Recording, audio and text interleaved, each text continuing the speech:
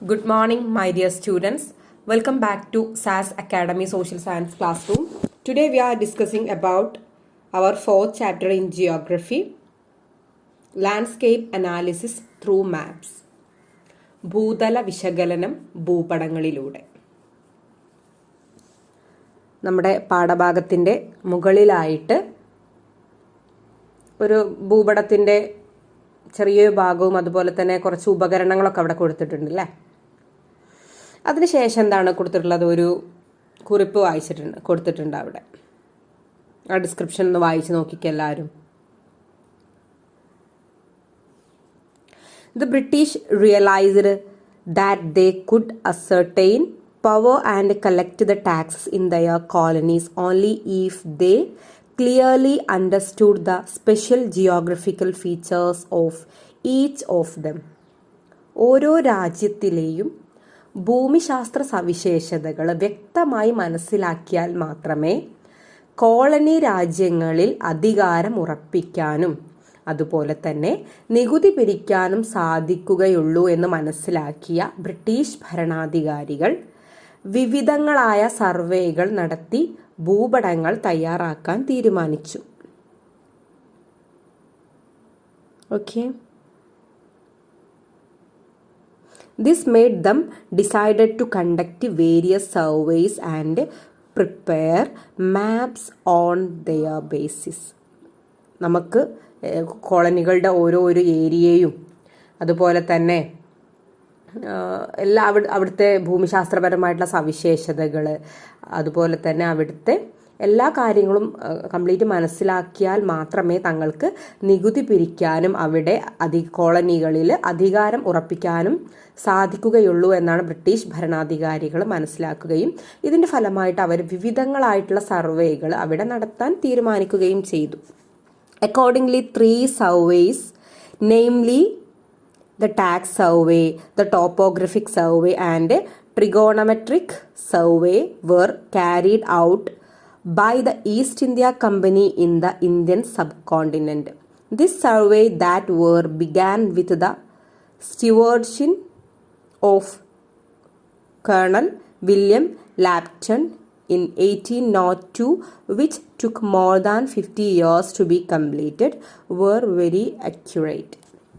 Indian ഉപഭൂഖണ്ഡത്തിൽ east India കമ്പനിയുടെ നേതൃത്വത്തിൽ നികുതി survey, topographical survey, trigonometrical survey എന്നിങ്ങനെ 3 സർവേകളായിരുന്നു അവർ ബ്രിട്ടീഷുകാർ നടത്തുകയുണ്ടായത്. ഓക്കെ, 1802 കേണൽ വില്യം ലാംപ്ടൺ, അവിടെ ഫോട്ടോ കൊടുത്തിട്ടുണ്ട് കണ്ടോ, അതുപോലെ തന്നെ അദ്ദേഹത്തിന്റെ ചുമതലയിൽ ആരംഭിച്ച് 50 വർഷത്തോളം സമയമെടുത്ത് നടത്തിയ ഈ സർവേകൾ ഏറെ അക്യുറേറ്റ് ആയിരുന്നു, കൃത്യതയുള്ളതായിരുന്നു. കാരണം അത്രയും വർഷം വെച്ചിട്ട് അവർ വളരെ കൃത്യമായിട്ടുള്ള ഒരു സർവേ ആണ് നടത്തിയത്.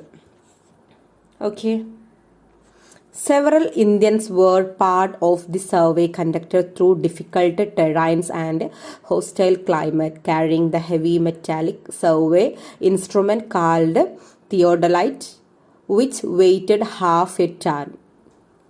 ഏകദേശം 1/2 ടൺ, ഹാഫ് ടൺ ഭാരമുള്ള ലോഹനിർമ്മിതമായിട്ടുള്ള തിയോഡലൈറ്റ് എന്ന ഭൂസർവേ ഉപകരണവും ഏന്തിക്കൊണ്ട് ഈ പ്രതികൂല സാഹചര്യങ്ങൾ തരണം ചെയ്ത് നടത്തിയ ഈ സർവേയിൽ ഒട്ടനവധി ഇന്ത്യക്കാർ പങ്കാളികളായിരുന്നു.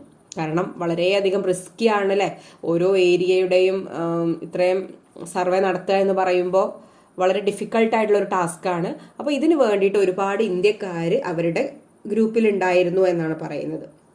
ഈ നമ്മൾ ഉപയോഗിച്ച ഉപകരണത്തിന്റെ പേരെന്താണ്, ഭൂസർവേ ഉപകരണത്തിന്റെ പേരെന്താണ്, തിയോഡലൈറ്റ് എന്നുള്ള ഹാഫ് ടൺ, 1/2 ടൺ കിലോ വെയിറ്റുള്ള, ടൺ ഭാരമുള്ള, ഹാഫ് ടൺ വെയിറ്റുള്ള ഈ തിയോഡലൈറ്റ് എന്നുള്ള ഭൂസർവേ ഉപകരണവും ഏന്തിക്കൊണ്ടാണ് അവരവിടെയൊക്കെ സർവേ നടത്തിയത്. The survey incurred immense expenditure and took a toll on many. Colonel George Everest joined as an assistant to Lambton in 1818. This was the first survey that recorded the correct measurements of the Himalayan mountain ranges.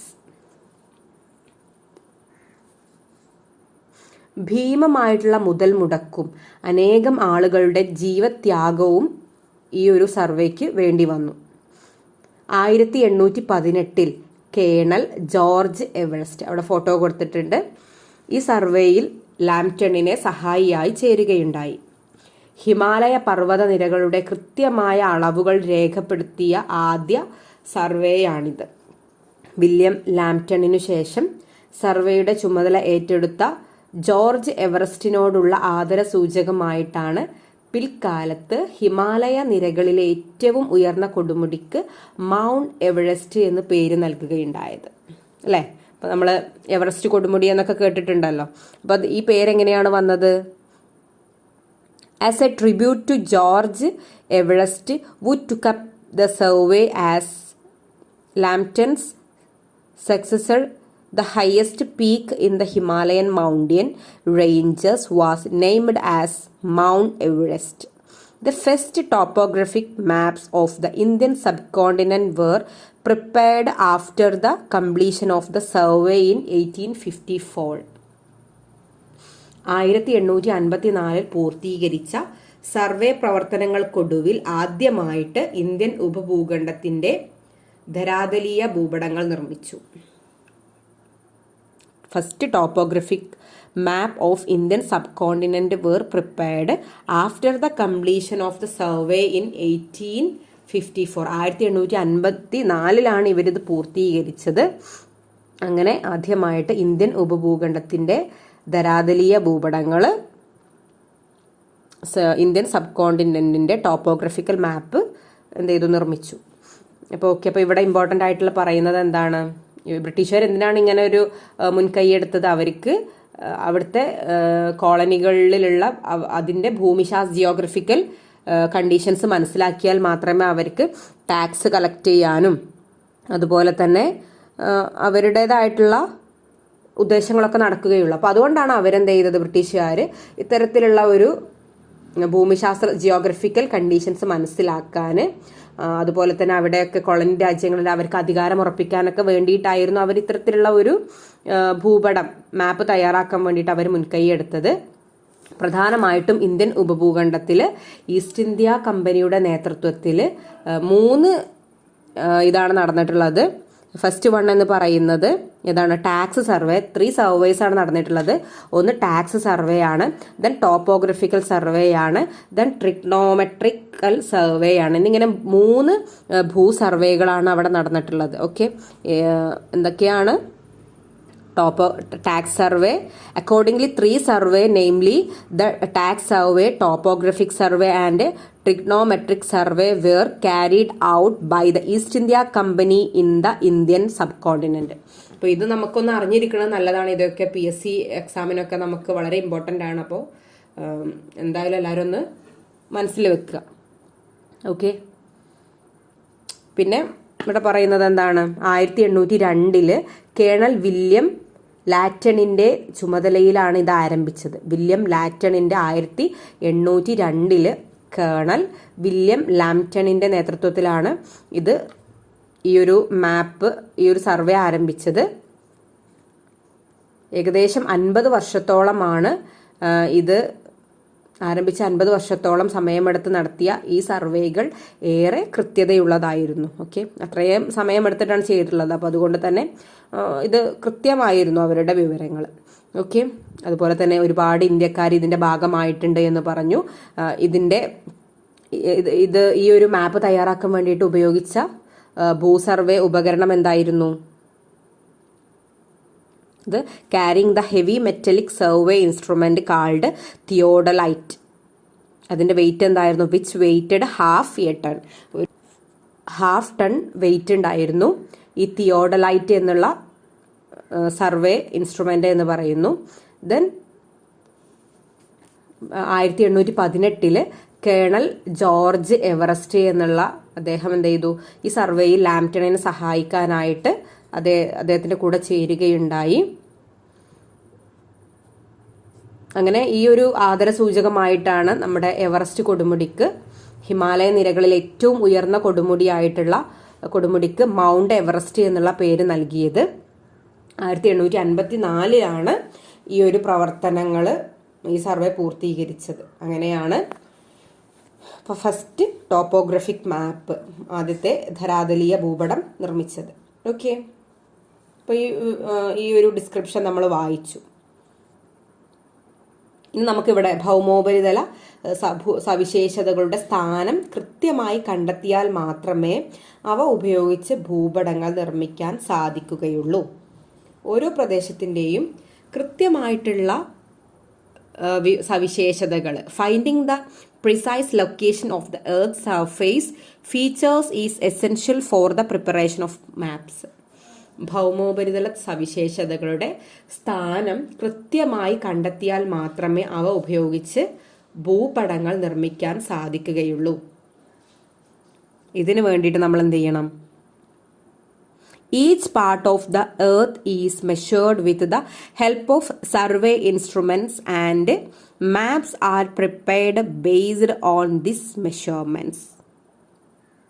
ഇതിനായിട്ട് ഭൗമോപരിതലത്തിന്റെ ഓരോ ചെറിയ പ്രദേശവും ഭൂസർവേ ഉപകരണങ്ങളുടെ സഹായത്താൽ അളന്നു തിട്ടപ്പെടുത്തുകയും ആ അളവുകളുടെ അടിസ്ഥാനത്തിൽ ഭൂപടങ്ങൾ നിർമ്മിക്കുകയും ചെയ്യുന്നു.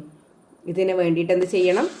ഭൂപടങ്ങൾ നിർമ്മിക്കാൻ വേണ്ടിയിട്ട് ഭൗമോപരിതലത്തിൻ്റെ ഓരോ ചെറിയ പ്രദേശവും ഭൂസർവേ ഉപകരണങ്ങളുടെ സഹായത്താൽ അളന്നു തിട്ടപ്പെടുത്തുകയും ആ അളവുകളുടെ അടിസ്ഥാനത്തിൽ ഭൂപടങ്ങൾ നിർമ്മിക്കുകയും ചെയ്യുന്നു. ഇനി നമുക്ക് നെക്സ്റ്റ് ഡിസ്കസ് ചെയ്യാനുള്ളത് എന്താണ് ഈ ഒരു ടോപ്പോഗ്രഫി മാപ്പ്, അതിൻ്റെ ഉപയോഗങ്ങൾ എന്തൊക്കെയാണ് എന്നൊക്കെയാണ്.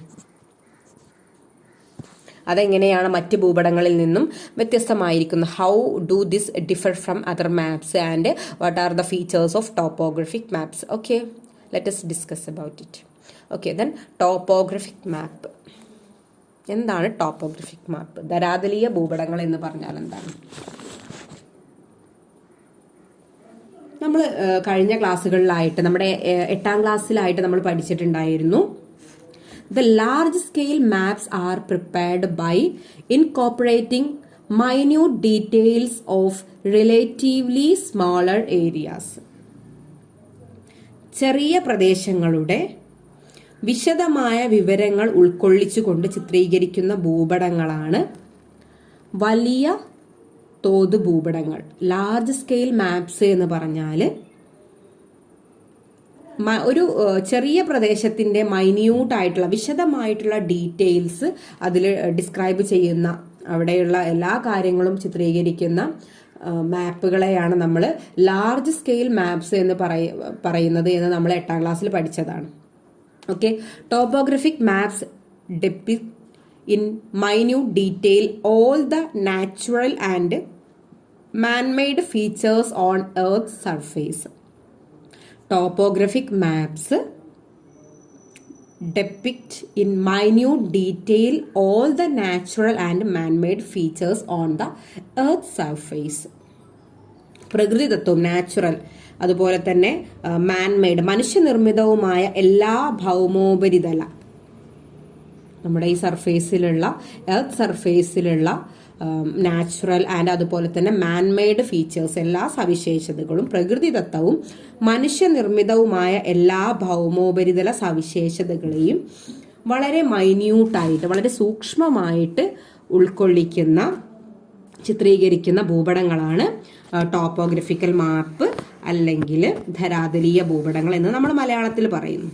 Okay, the topographic map depict in minute detail all the natural and man-made features on the Earth's surface.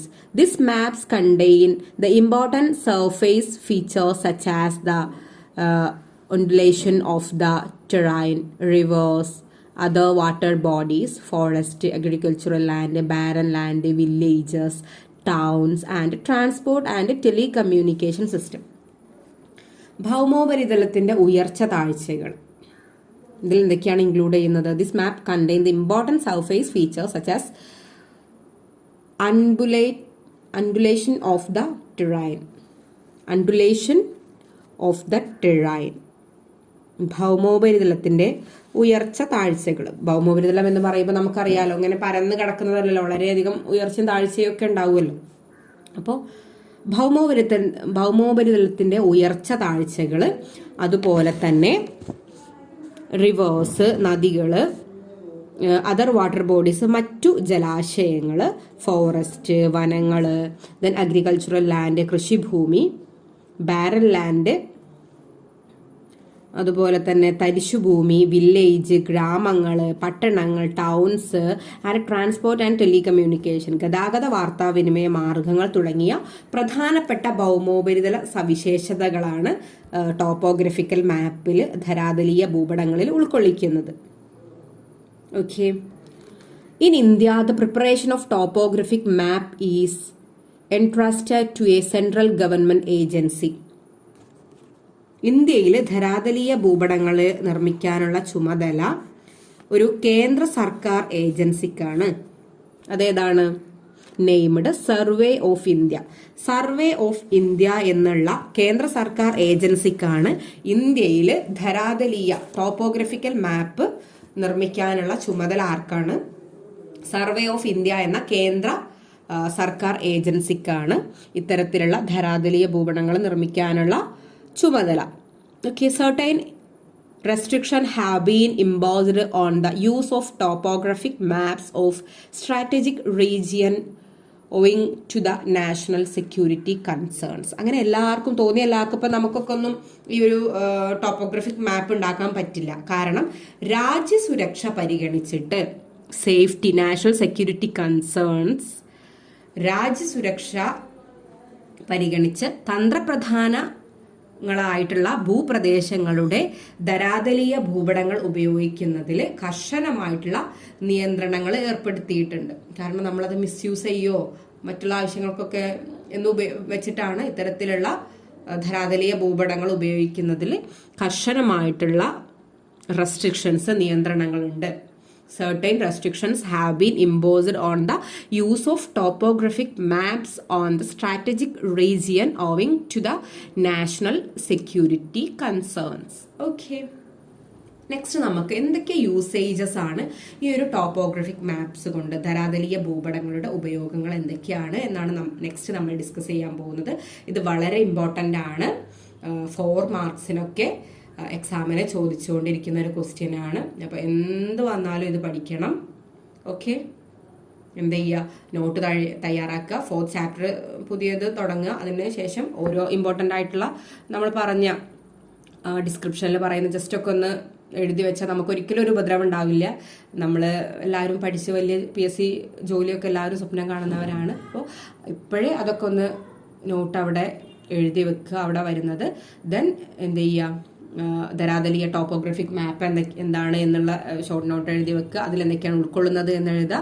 Then next ഇപ്പോൾ ഇതാർക്കാണ് ഉപയോഗിക്കാൻ പറ്റുക എന്നുള്ള കാര്യങ്ങളൊക്കെ ഉൾക്കൊള്ളിച്ചുകൊണ്ട് ഒരു ചെറിയൊരു ഷോർട്ട് എസ്സേ അവിടെ തയ്യാറാക്കി വെക്കുക.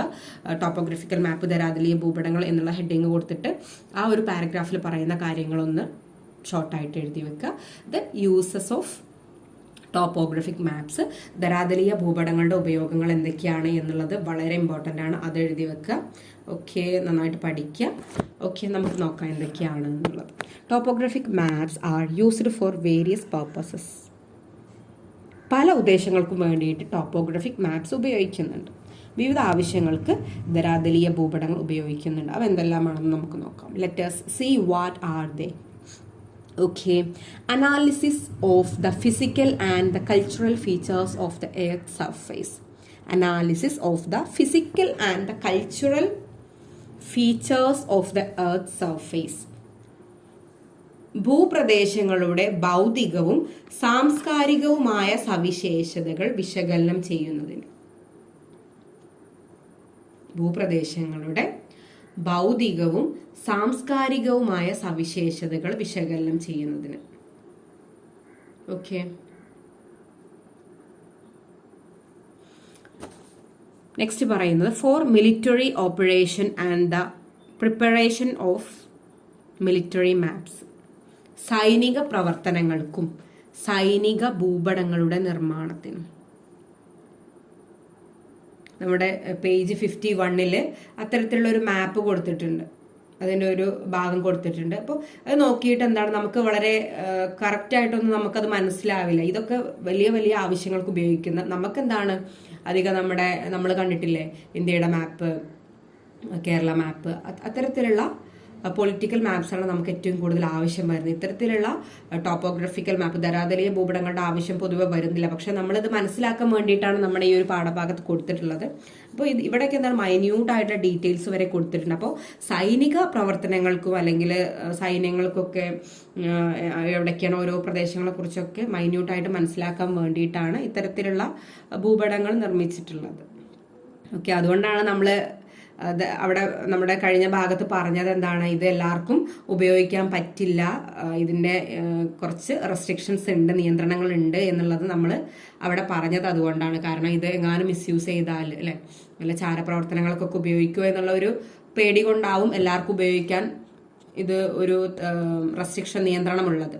ഓക്കെ, ഇത് കുറച്ച് രാജ്യസുരക്ഷ, ഇപ്പം ഈ സൈനികർക്കൊക്കെ ഇത് ഉപയോഗിക്കാം, കാരണം അവരെന്താണ് രാജ്യത്തെ സുരക്ഷയ്ക്ക് വേണ്ടി പ്രവർത്തിക്കുന്നവരാണ്. ഓക്കെ, ദെൻ സാമ്പത്തിക ആസൂത്രണത്തിന്റെ ഭാഗമായി ഒരു പ്രദേശത്തിന്റെ പ്രകൃതിദത്തവും മനുഷ്യനിർമ്മിതവുമായ വിഭവങ്ങൾ കണ്ടെത്തി പഠിക്കുന്നതിന് identification and studying of the natural and the cultural resources of A region as A part of economic planning. സാമ്പത്തിക ആസൂത്രണത്തിന്റെ ഭാഗമായിട്ട്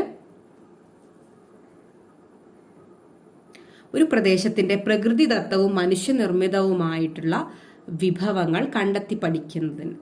okay, then for urban planning, നഗരാസൂത്രണ പ്രവർത്തനങ്ങൾക്കൊക്കെ ഇത്തരത്തിലുള്ള മാപ്സ് ഉപയോഗിക്കും. Okay, topographic maps can be read only through proper training and practical experience. ആർക്കും ഇതിനെക്കുറിച്ച് പഠിക്കാത്ത ഒരാൾക്ക് എന്താണ് ഈ ഒരു മാപ്പ് കണ്ടാൽ ഇതിൽ എന്തൊക്കെയാണ് കൊടുത്തിട്ടുള്ളത് എന്ന് മനസ്സിലാക്കാൻ കഴിയില്ല. നമ്മുടെ 51 പേജിൽ കൊടുത്തിട്ടുണ്ട്. അപ്പോൾ ഇതിനെക്കുറിച്ച് ശരിയായിട്ടുള്ള പരിശീലനത്തിലൂടെയും പ്രായോഗിക പരിചയത്തിലൂടെയും മാത്രമേ ധരാതലീയ ഭൂപടങ്ങളെ വായിക്കാനാകൂ. Okay, a thorough knowledge of the numbering scheme, location aspects, the conventional sign and symbols, the elevation and slope of the terrain, and the method of their representation are very essential for comprehending topographic maps. ധരാതലീയ ഭൂപടങ്ങളുടെ number ക്രമം, numbering scheme, അതുപോലെ തന്നെ location aspects, സ്ഥാന നിർണയ രീതികൾ, അതുപോലെ തന്നെ the conventional signs and symbols, അംഗീകൃത നിറങ്ങളും ചിഹ്നങ്ങളും, അതുപോലെ തന്നെ the elevation and slope of the terrain, ഭൂപ്രദേശത്തിൻ്റെ ഉയരവും ചെരിവും, and the method of their representation are very essential for comprehending topographic maps. ഇവയെ ചിത്രീകരിക്കുന്ന രീതികൾ എന്നിവയെക്കുറിച്ചൊക്കെയുള്ള വ്യക്തമായ ധാരണ ധരാതലീയ ഭൂപട വായനയ്ക്ക് അനിവാര്യമാണ്. ഓക്കെ, എന്തൊക്കെയാ പറഞ്ഞത്? ധരാതലീയ ഭൂപടങ്ങളുടെ ഉപയോഗങ്ങൾ നമ്മൾ പറഞ്ഞു. ദെൻ എല്ലാവർക്കും ഇത് വായിച്ചാൽ മനസ്സിലാവില്ല. അപ്പോൾ അതുകൊണ്ട് തന്നെ ഇവയെക്കുറിച്ച് നല്ല വ്യക്തമായിട്ടുള്ള ധാരണ ഉണ്ടെങ്കിൽ മാത്രമേ ധരാതലീയ ഭൂപട വായനയ്ക്ക് സാധ്യമാവൂ. ഇവയുടെ നോളേജ്, നമ്പറിംഗ് സ്കീമിനെ കുറിച്ച് അറിവ് വേണം, ലൊക്കേഷൻ ആസ്പെക്ട്സ്, അതിൻ്റെ സ്ഥാനനിർണയ രീതിയെക്കുറിച്ച് അറിയണം. Then conventional signs and symbols, അംഗീകൃത നിറങ്ങൾ, ചിഹ്നങ്ങൾ, അവയൊക്കെ കുറിച്ച് അറിയണം. പിന്നെ പറയുന്നത് elevation and slope of the terrain, അതിൻ്റെ ഭൂപ്രദേശത്തിൻ്റെ ഉയരവും ചെരിവും, അതുപോലെ തന്നെ മെത്തേഡ്സ് ഓഫ് ദെയർ റെപ്രസെൻറ്റേഷൻ, അവയുടെ ചിത്രീകരണ രീതി എന്നിവയെക്കുറിച്ചൊക്കെ വ്യക്തമായ ധാരണയുണ്ടെങ്കിൽ മാത്രമേ ധരാതലീയ ഭൂപട ടോപ്പോഗ്രഫിക് മാപ്പ് റീഡിങ്ങിന് സാധ്യമാവുകയുള്ളൂ. ഓക്കെ, അപ്പോൾ അവിടെ ഒരു മാപ്പിൻ്റെ ഒരു ഇത് കൊടുത്തിട്ടുണ്ട്. നമുക്ക് മനസ്സിലാവുന്നുണ്ട് അല്ലേ അതിൻ്റെ ഒരു എത്രത്തോളം ഡീപ്പായിട്ടാണ് അവിടെ വരച്ച് കാണിച്ചിട്ടുള്ളത് എന്നാണ് അവിടെ പറയുന്നത്. ഗുജറാത്ത്, രാജസ്ഥാൻ എന്നിവയുടെ ഒരു ഭാഗമാണ് അവിടെ കൊടുത്തിട്ടുള്ളത്. ഓക്കെ, ദെൻ നമുക്കിനി നെക്സ്റ്റ് പഠിക്കാനുള്ളത് layout and numbering of topo sheets. എങ്ങനെയാണ് ധരാതലീയ ഭൂപടങ്ങളിലെ ലേ ഔട്ടിങ്ങും നമ്പറിങ്ങും? ഓക്കെ, അത് നമുക്ക് നെക്സ്റ്റ് ക്ലാസ്സിൽ ഡിസ്കസ് ചെയ്യാം. എന്ന് നമ്മൾ പഠിച്ചത് എന്തൊക്കെയായിരുന്നു, എന്താണ് ധരാതലീയ ഭൂപടങ്ങൾ, എന്തിനാണ് ഇത്തരത്തിലുള്ള ഒരു ഭൂപടം ഉണ്ടാക്കിയത് എന്നുള്ളതിനെക്കുറിച്ച് പറഞ്ഞു. പിന്നെ ധരാതലീയ ഭൂപടങ്ങളെക്കുറിച്ച് ഒരു ഷോർട്ട് എസ്സേക്ക് എന്തൊക്കെ വേണം എന്നുള്ള കാര്യങ്ങളൊക്കെ നമ്മൾ പഠിച്ചു. ദെൻ ധരാതലീയ ഭൂപടങ്ങളുടെ യൂസസ്, അതിൻ്റെ ഉപയോഗങ്ങളെക്കുറിച്ച് പഠിച്ചു. പിന്നെ നമ്മൾ ഒരു മാപ്പ് പരിചയപ്പെട്ടു. അപ്പോൾ ഇത്രയാണ് നമ്മൾ ഇന്നത്തെ ക്ലാസ്സിൽ ഡിസ്കസ് ചെയ്യുന്നത്. ബാക്കി നമുക്ക് അടുത്ത ക്ലാസ്സിൽ പഠിക്കും. വളരെ ശ്രദ്ധിക്കേണ്ട ഒരു ചാപ്റ്ററാണിത്. വളരെ ശ്രദ്ധിച്ചാൽ നമുക്ക് സിമ്പിളായിട്ട് തന്നെ മുഴുവൻ മാർക്കും സ്കോർ ചെയ്യാൻ പറ്റുന്ന ഒരു ചാപ്റ്ററാണ്. പക്ഷേ നല്ല ശ്രദ്ധയോടുകൂടെ ഈ ചാപ്റ്റർ ശ്രദ്ധിക്കണം. Okay, thank you. Have A nice day.